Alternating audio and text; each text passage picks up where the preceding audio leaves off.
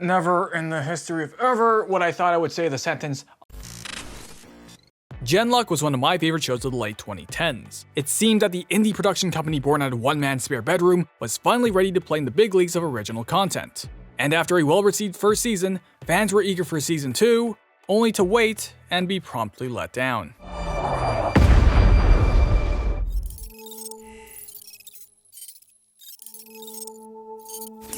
To understand Season 2's shortcomings, we first need to understand what made Genlock good, where it lacked, and ultimately what next steps would need to be taken for a successful Season 2. The animation and sound design showed an incredible amount of improvement. This was not the same Rooster Teeth that made RWBY Volume 1, that was for sure. On the writing front, the show did well with Chase's internal conflicts, as well as interpersonal conflicts with the other Genlock team members, helped in large part by a star-studded cast.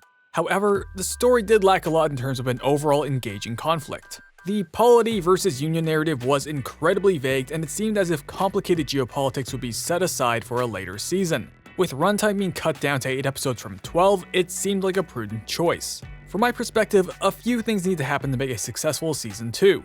Elaborate further on the broader conflict, raise the stakes, upgrade the mechs, deepen character bonds, and go into backstories to develop said characters. By all accounts, Genlock was in a good position to launch a Season 2. However, this was when the hammer dropped. While drama and behind-the-scenes speculation is not in the scope of this channel, it is unfortunately relevant here. A scandal came to light on Glassdoor, and it was alleged that Rooster Teeth Animation was underpaying and overworking its animators, and in some cases, not even paying at all. At the center of all this was Gray Haddock, now former head of animation and the show's creator. Allegedly, resources in time, money, and animators were appropriated from other Rooster Teeth productions to make the first season of Genlock as refined as it was. With Gray stepping down, it was uncertain what the future of the show would be, if there'd be any future at all for that matter. But when HBO signed up to take on production of Genlock Season 2, fans got their wish.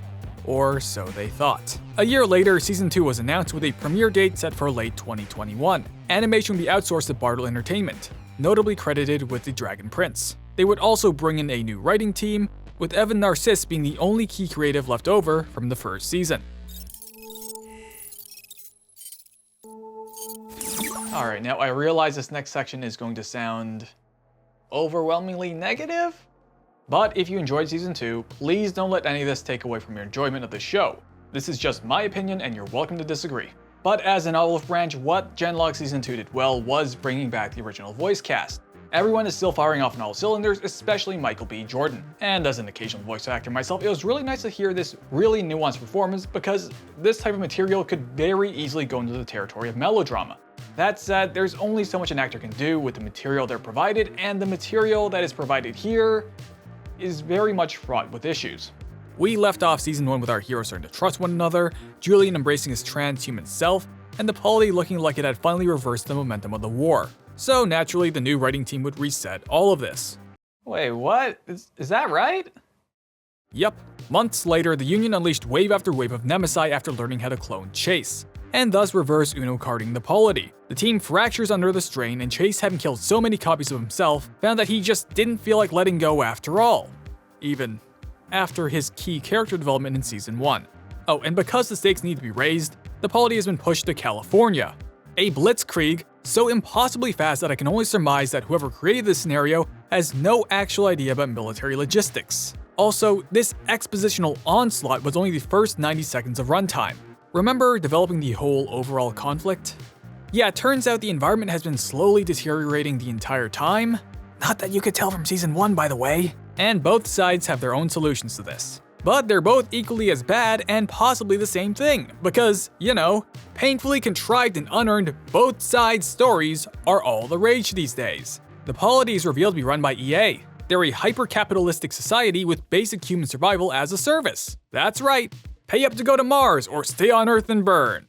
A real sense of pride and accomplishment. Only, that turns out to be a lie because they're actually working on definitely not the metaverse. Also, because they're just as bad as the Union, they are okay with cloning Genlock team members as suicide units. And the Union? Well, they're still totally a totalitarian state, except they're also a fanatically religious collectivist society that commits group suicide on the daily to reach paradise. Except it's not death because one guy came back and said it's not. And instead, you just get to become one with the digital version of the Force. That may or may not be the same as the Polity's metaverse. Both sides narrative, baby. Alright, and how are the mechs handled? This is a Western mecha anime after all, right? Well, the Holons are relegated to being little more than glorified cars to ferry our characters to and fro. Which is a shame because one of the most hype moments in any mecha series is when the main character gets an upgrade. Also, Odin just looks painfully generic. What we do get instead of mechs are the powers of the flow, which, to put it lightly, isn't what mecha fans are here for. Okay, if the mechs aren't getting upgraded, we're at least focusing on character development, right? Right?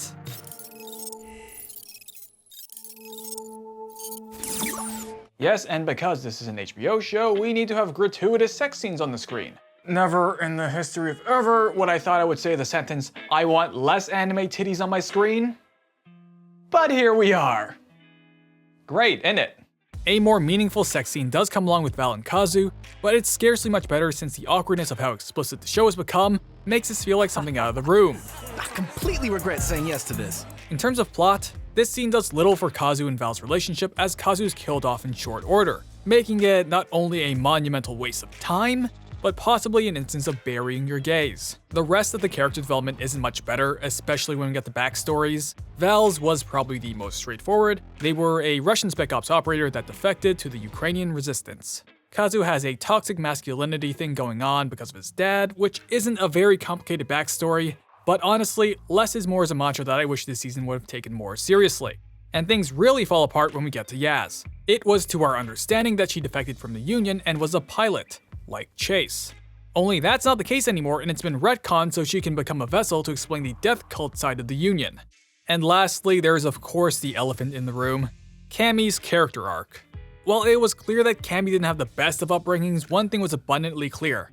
She loves her new family. So when her curiosity in the flow came up, it felt as if it came out of nowhere. I've tried many times, but I just can't speak plainly about what comes next without sounding incredibly angry and upset. But to spare you that, I feel like Cammie's suicide was used for cheap shock value. Shock value which is immediately nullified when she comes back in the next episode as Super Cammie. What the f?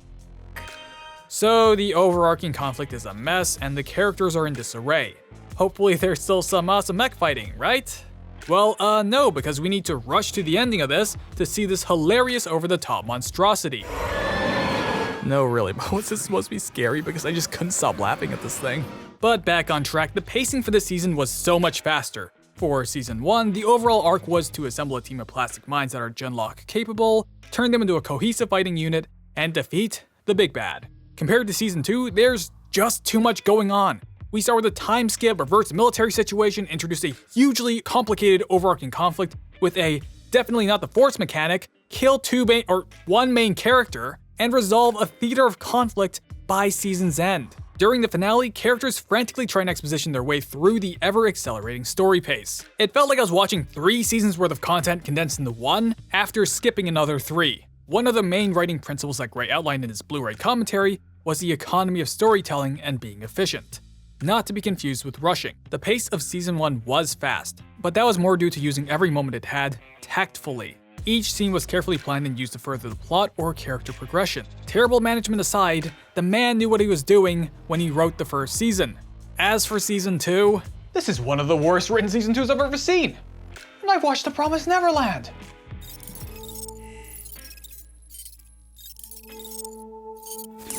Looking at the new art style, the lack of contrast in the cell shading and the outlines being thinner was really jarring. Without those two things, everything in Season 2 just kinda looks like it melts together. In some cases, cell shading is completely ignored when certain types of light sources come into play.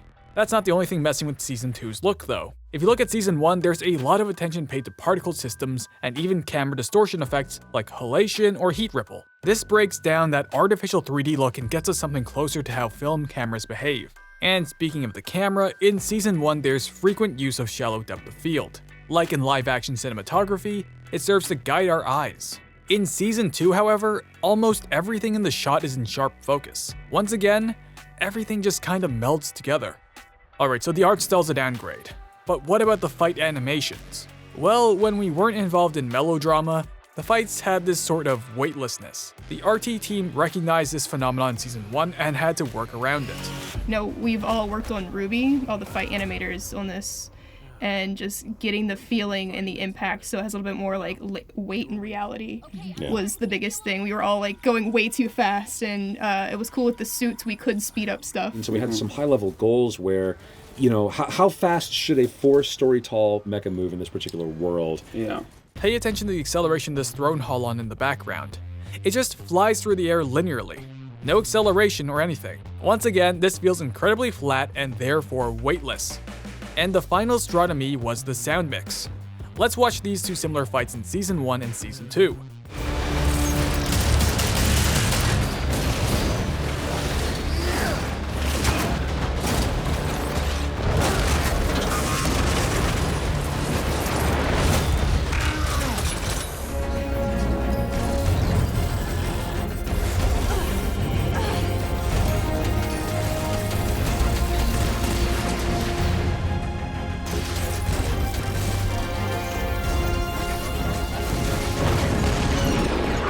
Most of the major hits are there, but some are missing.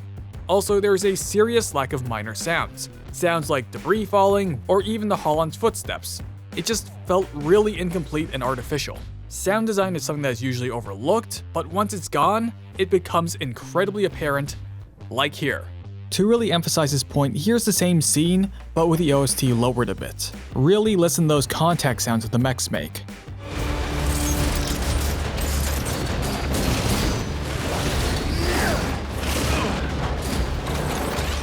Unlike in Season 2, where even if those sound effects are there, the soundtrack is blaring so loud you can't hear them.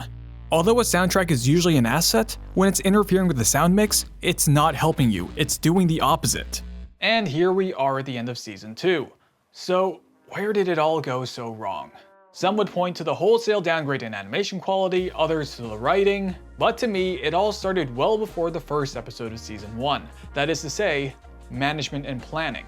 And although Season 2's creative team wasn't entirely blameless in all of this, it's hard to say that the deck wasn't stacked against them. And now there's only one last question on my mind. Is this how Genlock ends?